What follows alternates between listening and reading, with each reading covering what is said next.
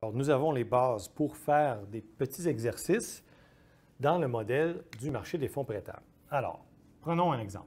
On a notre demande de fonds prêtables comme ceci. Et là, pour le moment, on va faire le code d'une économie fermée. Fermée. Okay. Économie fermée. Et on a donc nos fonds prêtables ici, notre taux d'intérêt là, notre demande de fonds prêtables, notre offre de fonds prêtables. Il se trouve que, en économie fermée, il faut que S égale I. C'est-à-dire qu'il faut que le taux d'intérêt soit ici. Parce qu'à ce taux d'intérêt-là, il y a cette quantité-là de fonds prêtables, donc le long de la demande au taux d'intérêt, c'est ici, n'est-ce pas? Et à ce taux d'intérêt-là, le long de l'offre, il y a cette quantité-là d'offres de fonds prêtables, donc S. C'est le même chiffre, donc ça marche, quoi. Okay? Maintenant, en économie fermée, supposons que toutes les entreprises veulent investir beaucoup soudainement, sont très encouragées par l'avenir, il y a plein de demandes qui s'en viennent. Et donc, qu'est-ce qui va arriver? La demande se déplace vers la droite, la demande de fonds prêtables. Ils veulent faire plus de projets d'investissement. Donc, ça déplace la demande comme ceci. Ça met des pressions à la hausse sur les taux d'intérêt.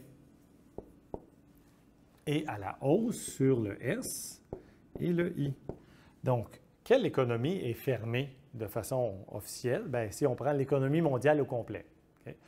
L'économie mondiale au complet, si toute l'économie mondiale, là, il y a une espèce de vent d'optimisme incroyable, bien, ça va faire un phénomène comme celui-ci. Plus d'épargne, plus d'investissement et des taux d'intérêt en hausse. OK? Maintenant, si au lieu d'un vent d'optimisme dans les entreprises, on a, qu'est-ce qu'on pourrait bien avoir? Dans les marchés mondiaux, supposons que les ménages décident d'épargner plus dans les grandes économies. Okay? Donc, c'est un effet mondial, un gros effet mondial parce que un peu partout dans le monde, là, les gens veulent épargner plus. Alors, qu'est-ce que ça ferait, ça, toutes choses égales par ailleurs?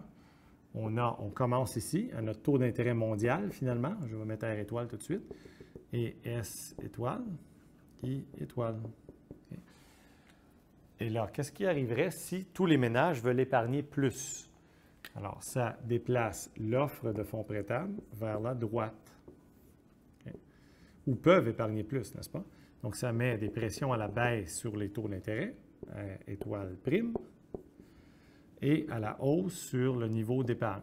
S étoile prime, I étoile prime. OK? Comme ça. Voilà. Aussi simple que ça. Si les gouvernements...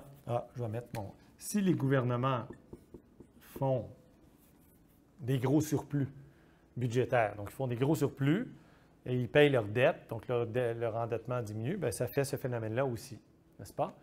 L'offre de fonds, parce qu'ils prennent moins de fonds dans les marchés, les gouvernements, ils empruntent moins, il en reste plus pour le secteur privé, donc il en reste plus grande disponibilité, plus d'offres. Les déficits, évidemment, ça fait le contraire. Ça réduit l'offre de fonds prêtables. OK?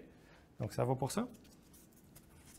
Maintenant, là, on est en train de faire des exemples avec l'économie mondiale, qui est une économie fermée par définition. Mais dans les faits, il faut faire une petite économie